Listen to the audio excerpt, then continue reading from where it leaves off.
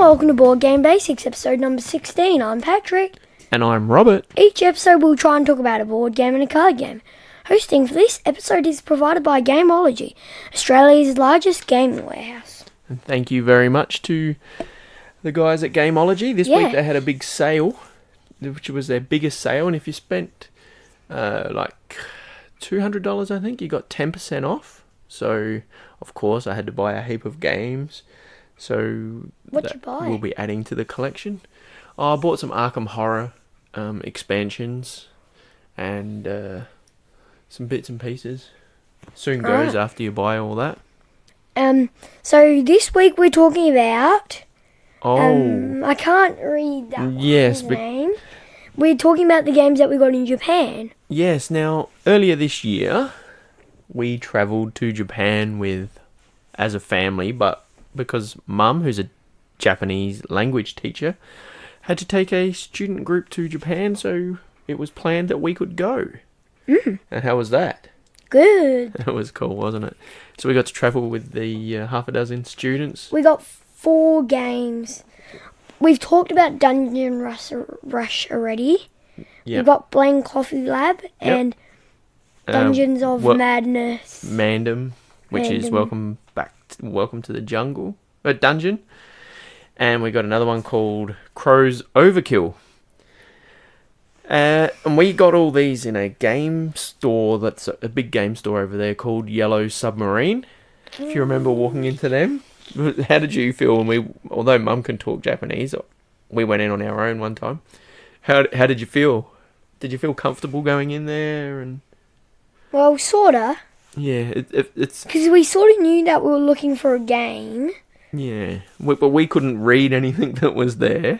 But you could read the Australian on it. Yeah, the English. Yeah. But not very many had a lot of English on them. So pretty much all the games that we had, except for the Crow one, all have English on them.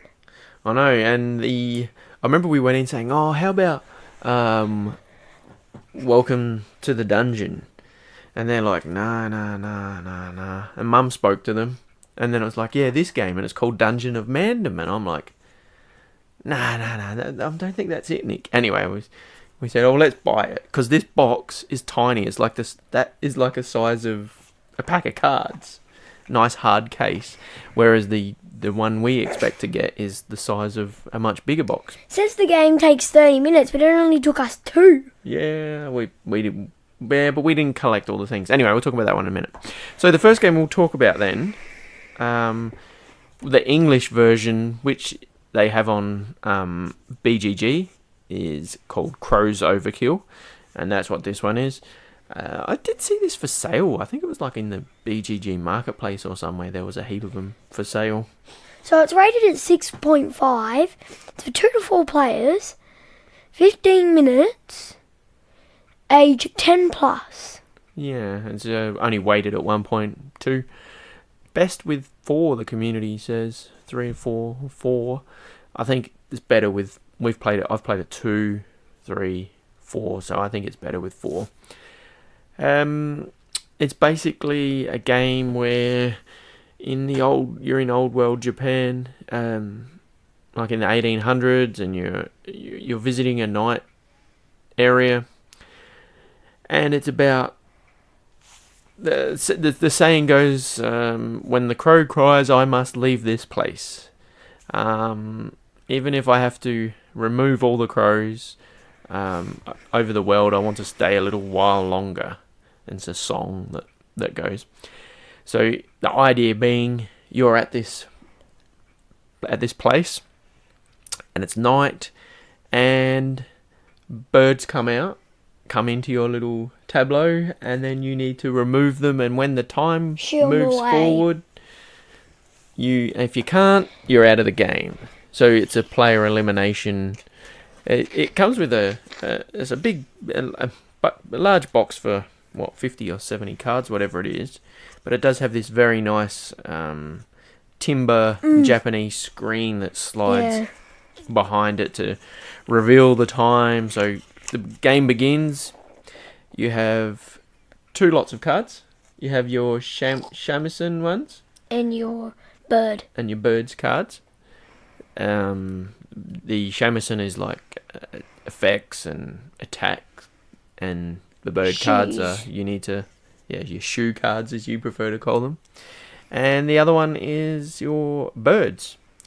So you end up getting a whole heap of birds, and all the birds have different attacks. So they don't attack you.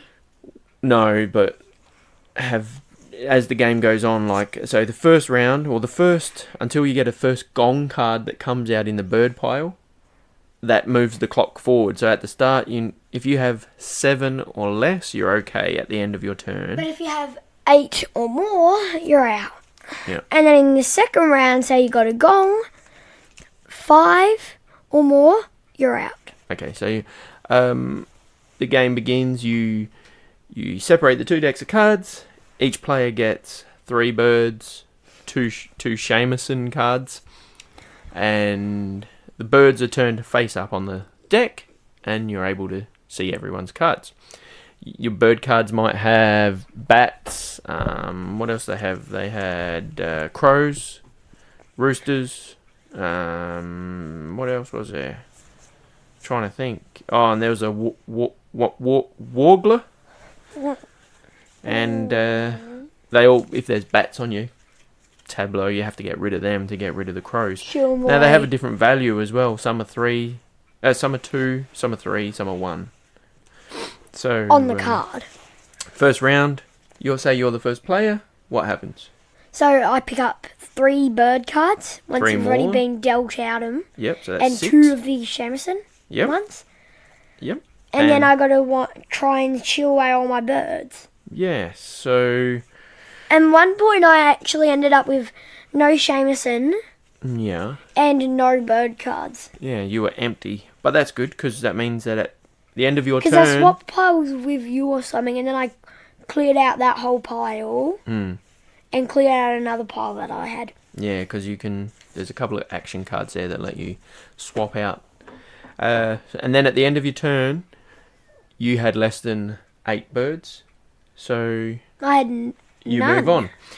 And then I get it. Like in the third gong card is. Player 2, 3, 4 all do the same actions. Eventually a gong will come out. A gong card comes out in the bird pile. The time on this beautiful Japanese little board here, which is a cool piece of thing. Not overly necessary, but it's a nice theme. Moves. And now all of a sudden it's getting earlier in the morning. It's only going to take 5 birds to wake you up. So you need to have less than 5 birds on your tableau. And they're all crows. So far we've just been... only the crows are counting towards waking you up. So you go again, you keep playing. If you have 5 at the end of your turn, you're out of the game. As well, 5 shamisens or 6 shamisens, all you're allowed. Oh yeah, and you're only allowed to have 5 shamisen cards at the end of your turn. I thought you said 6 before. No, if you have 6 or more, you get rid of them. So then we go again, and then you'll exhaust the bird deck, you'll reshuffle, and now there'll be 2 new gongs in there, so they can come up any time. Then the cards will go down. Now all of a sudden, it's getting really early. You're only allowed 2 ravens and 1 rooster. Crows. Yeah, or crows, sorry. And then it happens again, you get the next gong, and then you're only allowed to have... It's actually 3 crows and 2 roosters, and then you're out. Yeah, and then in the last round... When you've got the next gong card out, which would be the last one, 3 crows, and you're out. Yeah. 1 rooster, and 1... What's it called again? Warbler. Warbler. So pretty much you've got to have next to no birds in your tableau. And it tends to be that you get around the table and it's just luck as to whether you can have maybe a card that says, you can't be eliminated this round or something. I had that one and I was about to be eliminated. Yeah, and then that buys you one more round, which in that meantime, the other 2 might have dropped out. Although you did both easily take care of me in the... second game we played just before, even though we've had this 6 or 9 months, we've played it quite a few times just because it's an easy game. Although if we were taking this away camping, we probably wouldn't take the whole timber part with us. Nah. You can just take the deck of cards. And the sheet. The 8 crow bit, then the 5, then the 3 and the 2, and then the 3, the 1. You need that. Yeah. Now the shamisen. So Mum says that shamisen is an instrument, a Japanese instrument, a guitar. So one of them is one of the little shamisen cards is a pick. And I was like, oh, what's that? And she goes, oh, that's the pick to play it. Anyway, you get to then pick one item, and then there's some of the cards are cool. The artwork's quite old style Japanese. I kept moving all my bird cards to you. You did, didn't you? I got the same card. I got 2 of the same card in one hand, and I had that card 3 times in the whole game, in the whole 2 games, or the whole game, and then I had the other one 2 times in the whole game. Yeah. And it's all giving the other person your birds. Yeah, that's right. You can. There's a couple there that let you get rid of all your birds as you're just trying to keep those down. Anyway, it's a really easy game. It's fun for someone that's even not that into games could easily play this. The rule book here, just looking at it, it's funny the translation from Japanese to English, especially because ours is totally different to the one that's, on BGG, the English one. This one has only Japanese writing on the whole thing, except for the rule book has a little paper insert that's got something there. And the numbers are in English, yeah, that's right. They would normally be in Japanese. Yeah, that's true. Even though you might be able to read them, I can't read them. Yeah, I would be able to read them, maybe. You've been getting some lessons on that. So, yeah, there you go. You can hear the wood, it's quite solid, that thing. It's not even cardboard, it's actually a thin plywood. They actually piece. glued it together to make it. They did. Okay, so a simple little game. Bit of fun. You might have heard of it, you might not have. Anyway, it's something we picked up in Japan that we thought we'd talk about. Okay, so what do you rate it at? Yeah, I'll give it a 7. I'll give it a 7 too. Yeah, it's not too bad. It's a good one if it's laying around to go and have a play. Yeah.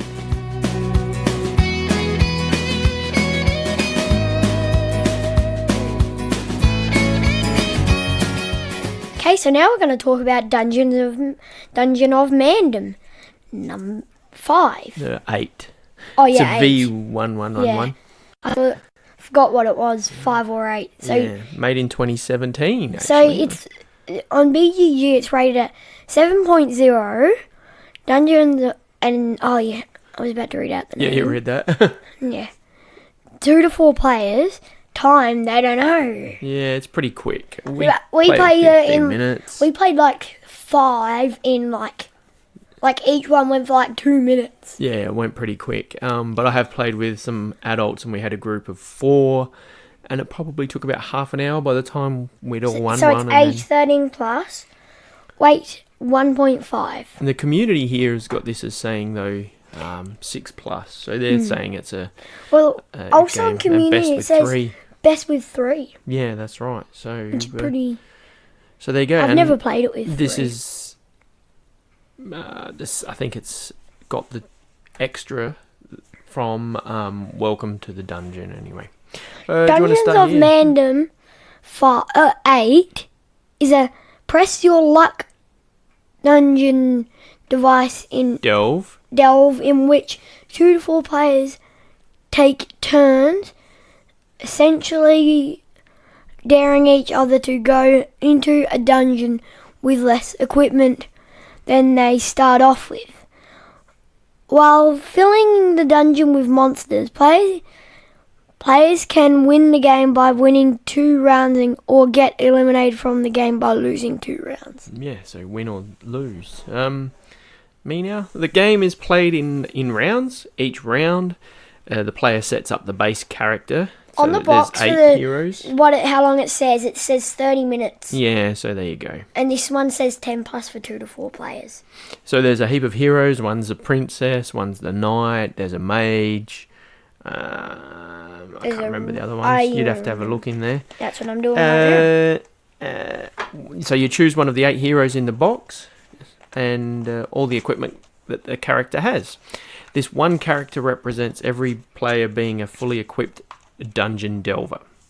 So then the start player, the person who challenged the dungeon last, or the last player to be in a dungeon, can choose to draw a card from the monster deck or pass their turn.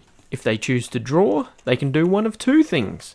They keep the card and remove a piece of the equipment, so they weaken the explorer, or they place it face down and put it in the dungeon, meaning the person who goes into the dungeon will need to defeat that one. And if they choose to pass their turn, they cannot participate in the rest of the round and they're out. The ninja is one of the people. Oh, ninja, yep. I'll just finish reading this first, Patch, and you can say that. I can't find the rest in here. Once there's only one person left, all the other players have passed their turn. That player then becomes a challenger and must go into the dungeon with only the equipment left on the character that everyone hasn't tried to pull away. The player then flips cards one by one off the dungeon deck and fights the monsters as they come across them. Yep. Some equipment will allow you to null the enemy damage or to be able to withstand. Some of them you can only use once or twice. The rest you can use all the time you like. Yeah, it depends on what they are. So if the player survives the dungeon with at least one hit point, they win that round and get the treasure card. And on the card, if not, they lose. On the card that you get as your monster/life card, and it tells you what you can defeat the monster with, it actually has a black side for when you've got both your lives, but then if you die once, you go on the red side. So if I've entered the dungeon and lost, we got to flip the card over. Red side, and then that's a little player aid that tells you all the monsters that are in there. I'll tell you the monsters that there are. There's a goblin that gives you 1 damage, and there's 2 of them. There's a skeleton, which is number 2, and that's how much damage it gives you. Orc 3 damage, vampire 4 damage, golem 5 damage, lich 6 damage, demon 7 damage, dragon 9 damage, and there's special monsters which don't give you any damage. Yeah, because we've got the special pack that this one has. Yeah, and also that the numbers on it also help, because some of your cards say like, defeat monsters with 6 or less. Yeah, or even numbered monsters. That also represents their health. Yeah, it does. Like, it represents their damage, their health, and what you use cards for on them. So then what happens? So you either win or lose that round. The players then reshuffle all the cards to make a new monster deck, and then you can use a new hero or the same one. The person every gets time pick. we've played it, we've chosen a new We use a new one. hero. And the game ends when someone has won twice, or one player is the last person standing. What does it say? Dungeon of Mandom includes the material in the original Dungeon of Mandom, as well as 7 new heroes, 7 new monsters, and 40 new pieces of equipment, with those having previously appeared in Welcome to the Dungeon and Welcome Back to the Dungeon. And it's a small game, so this one is the size of a pack of cards. It's a nice hard case. The cards are linen. I really like how it's a hard case, and it would be really hard to break. Yeah, it would be, because it's really hard. And the cards feel nice. Now, these cards are a lot smaller than the Welcome to the Dungeon game, because this is about half the size at least of that one, which is great for playing in the airport. When we played in the airport, do you remember, you didn't play that, did you, when we were coming back from Japan in the airport? No, I was trying to rest or something. Yeah, we were exhausted. I was playing with one of the students. Weren't we in the airport for like 5 hours? Yeah, we did have to wait there for 5 hours at a changeover in Hong Kong. So anyway, this fitted perfect on the little table next to the chairs in the airport. So there's not much room there. So that's good. Now on the downside of that, that's a place that you could actually record the podcast, because there's actually charger plugs around. Yeah, there's bits and you can actually fit the stuff there. I think it'd be a bit noisy. Yeah. But you would be able to do it there if there wasn't enough. The downside though of this one is that those cards, the hero decks, are really small. And you fit a lot in the box. If you try and get them out, because they're always like stacked on top of each other. At one point, I just tried to get one out, and it's really hard because you can't it doesn't have slots for your fingers, unlike the cover of the box. No, that's that you can lift up and get it out easier. So that's the only negative of that game. So it's a quick, simple game. The kids have no trouble playing it, and they actually really enjoy it. Ours has the Japanese and English written on it, so all I the don't know if games that they we got all in have Japan, except for one, have Japanese and English on them. Yeah, maybe they all come with The Japanese on the back. I'm Crow not one. sure. So if you were learning Japanese, it would be great to play it like that. Just need Mum to teach you some more. All right, I really enjoy that game as just as a filler game, a quick little game, or something you can play quite a few times as a family. What would you give it as a rating? It's rated 7 on there. I don't know. Probably a 7. Yeah, I think probably a 7. Although this, for the money it was over there, it's like $20 or $30. How many? I can't remember. Maybe it was $40. There's How a many lot yen of did it stuff. say it was? Yeah, I can't remember. Because There's you a just lot take in 2 there. zeros off. There's a lot. Mm. It was cheaper than buying the 2 I thought Welcome to the Dungeons. the first time I saw that game, I'm like, there's going to be barely anything in there, but there's like stacks of things in there. Yeah, there is a lot in It's there. pretty shocking how much they put in that box. Into that tiny box. When you see sometimes like how the little size goes of a into a normal box. playing card. Yeah, that's right. Okay. Anything else that we need to talk about that one? Nope.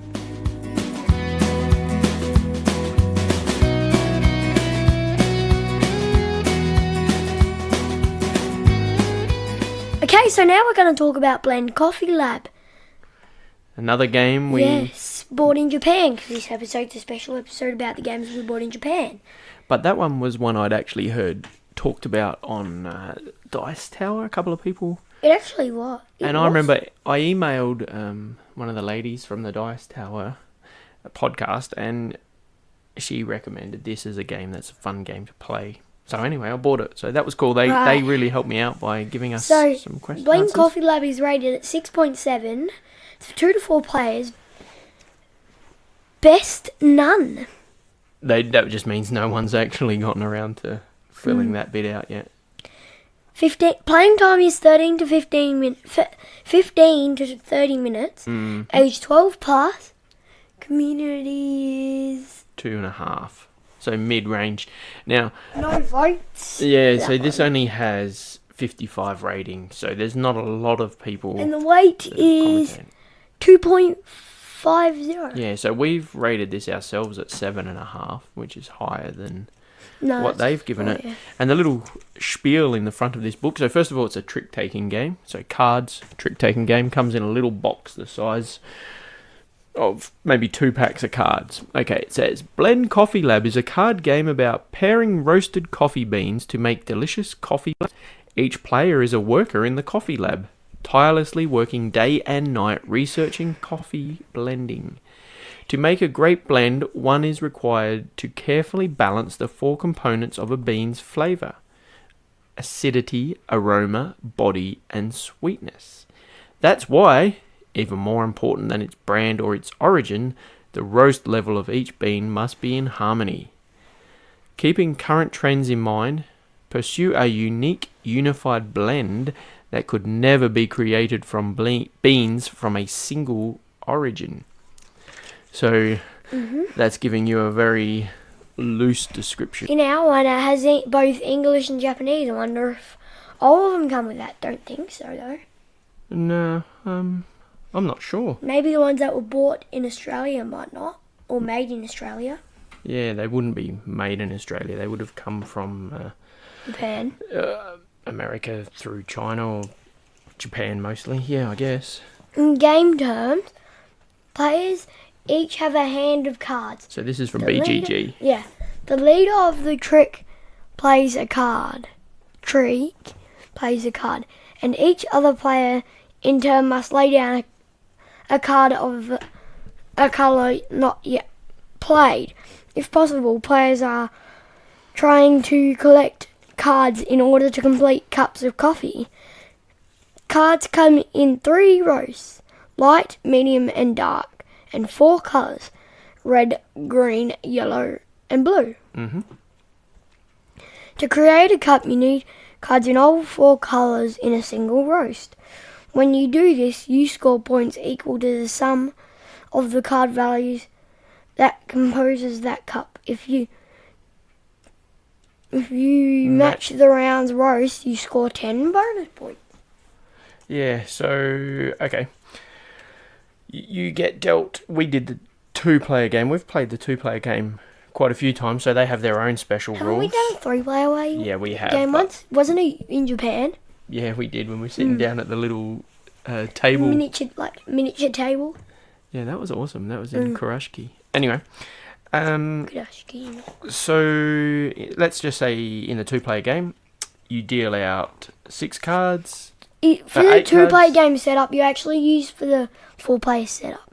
Yeah, except you take out the cards 3, The 5, and... can't remember. Okay, so... The 3-player one, you use the side that says 3, so because there's only 3 cards in that one. So to start the game, 2 players this is, I deal out the cards. You get 8 of the coffee cards, and I get 8 of the coffee cards, and then we deal 6 face up that just sit there, you don't touch. That's for your second hand. You then have a fistful of cards, all different colours, different coffee beans on the side, because they are very pretty cards. The colour, they have the number on which ranges from 1 till 9, like a standard deck of cards, I guess. They then have 2 coffee beans, or 3 coffee beans, or 1 coffee bean. And they also have a cup drawn in the bottom corner. Now, when you get these played out into the middle, because you need to play a card. If you're the first person to go, you need to play a card.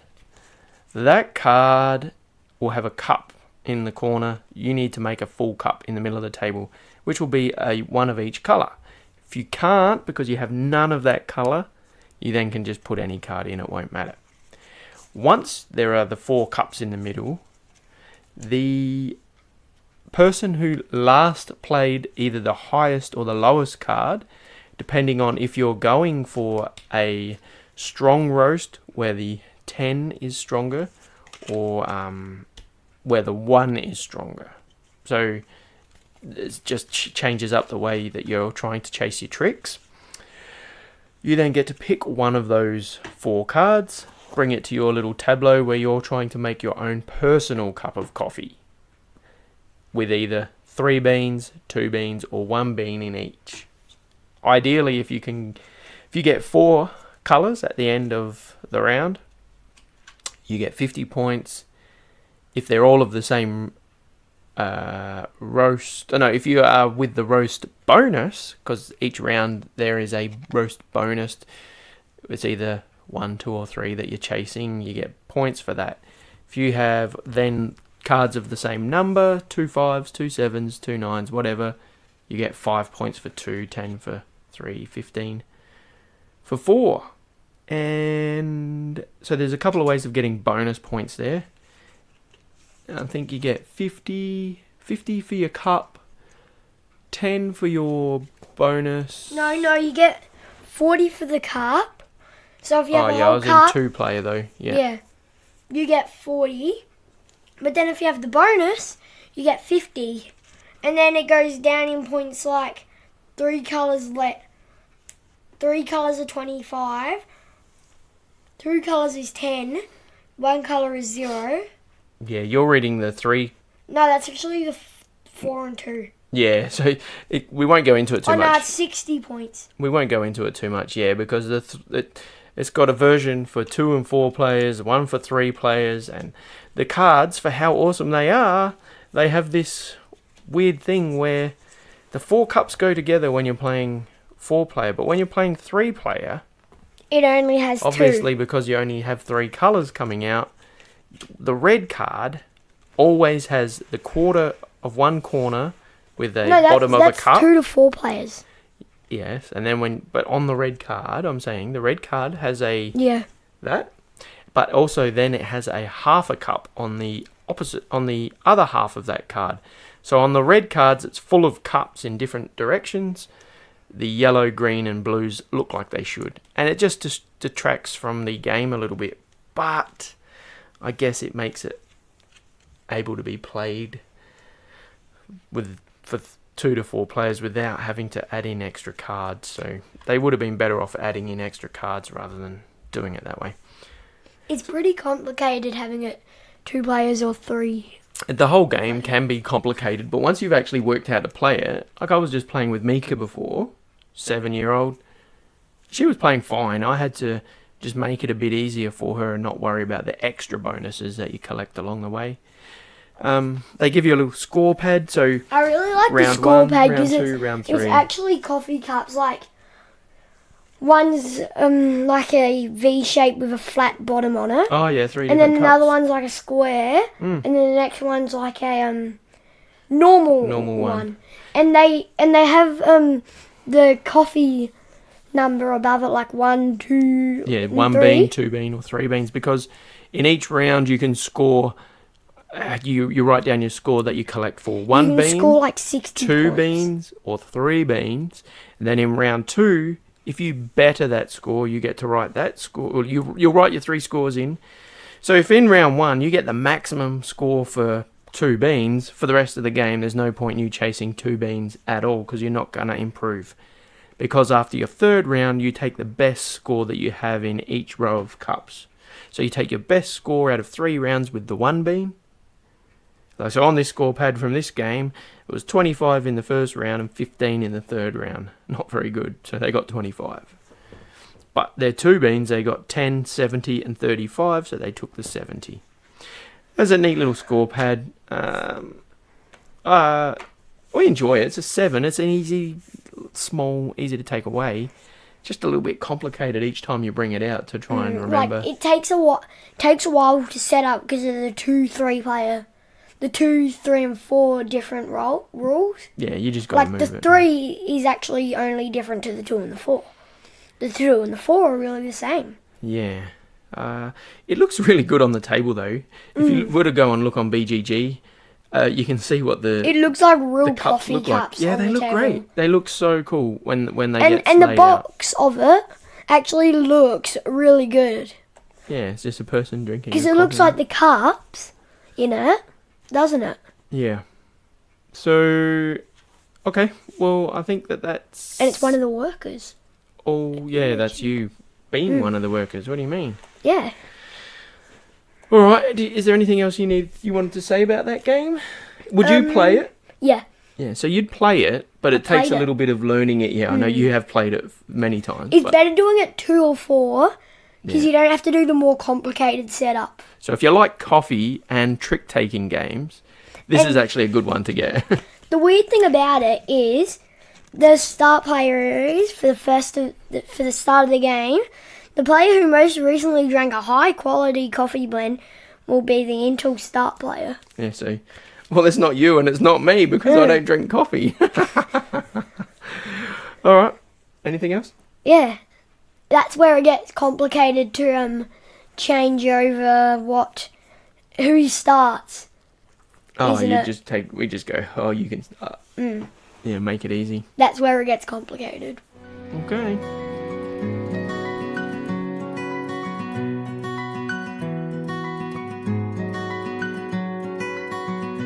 Okay, so we got an email.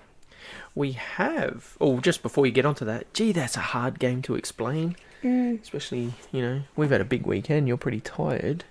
Yeah. Playing games and your cricket and that. Anyway, yes, we did have an email. I'll just tap it up here on the computer. There you go. So this is from Jonathan. Hello, greetings from the United States. My children and I have started listening to your podcast. Nicely done. We also have a podcast called Geeky Teacher Parent Podcast. We'll be listening, Jonathan. Oh, that's nice. From the US of A, hey?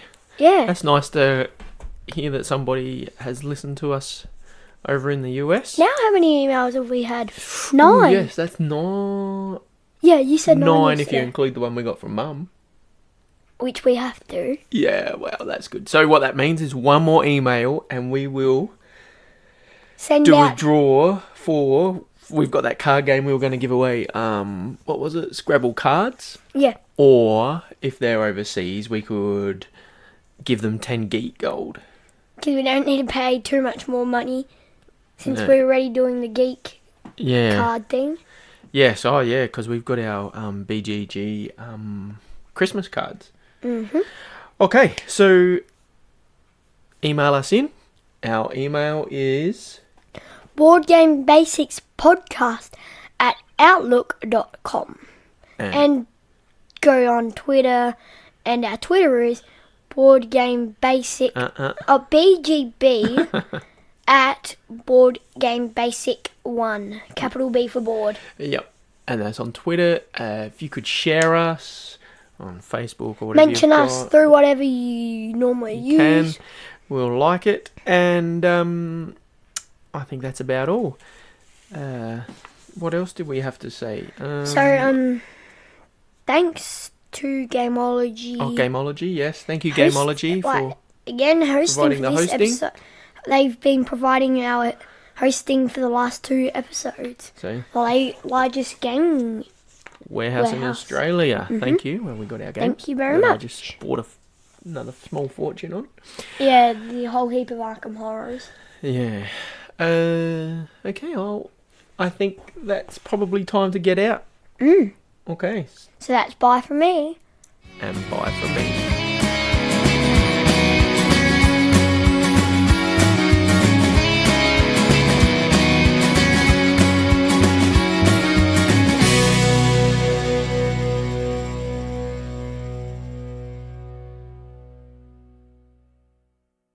We forgot to say thanks for listening. So thanks for listening. Oh, yes.